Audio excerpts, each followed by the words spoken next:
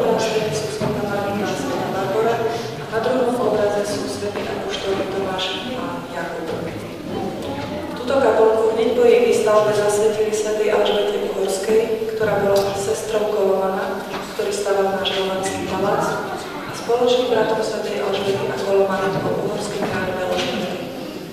Okrem toho, čo sme videli doteraz na Spišskom hrade, si tu v múzeu môžete ešte pozrieť vo vitrinách archeologické nálezy, medzi ktorými nájdete aj unikátske mince, sú to strieborné mince, ktoré Kelti vyrazili priamo na Spišskom hrade.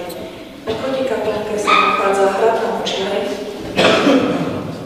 Exponáty v nej nie sú historické, boli vyrobené v súčasnosti kvôli tomu, aby aj dnešný človek si vedel urobiť predstavu o tom, ako kruto sa v stredoveku zaobchádzalo s ľuďmi, že pomocou týchto nástrojov, ktoré tam vidíte, vedeli dosiahnuť priznanie aj človeka, ktorý nič nespáchal. Ďalej tu nájdete hradnú spálňu, nábytok v nej pochádza zo 17. a 18. storočia, ale táto spálňa je tu preto, aby nám priblížila stredoveký život, kedy mohol vlastniť spálňu a aj posteľ, len veľmi významný bohatý človek. Obyčajní ľudia spávali spolu v jednej miestnosti a častokrát na názemí alebo na slame. Poslednou expozíciou sú rytierské vrtenia, tie sú skutočné.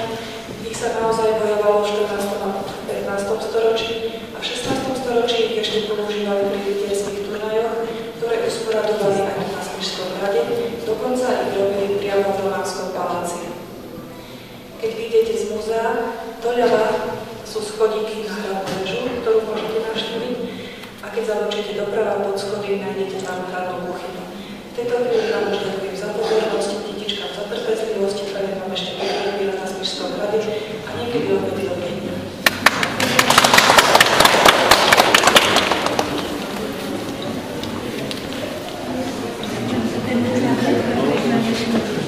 Thank you.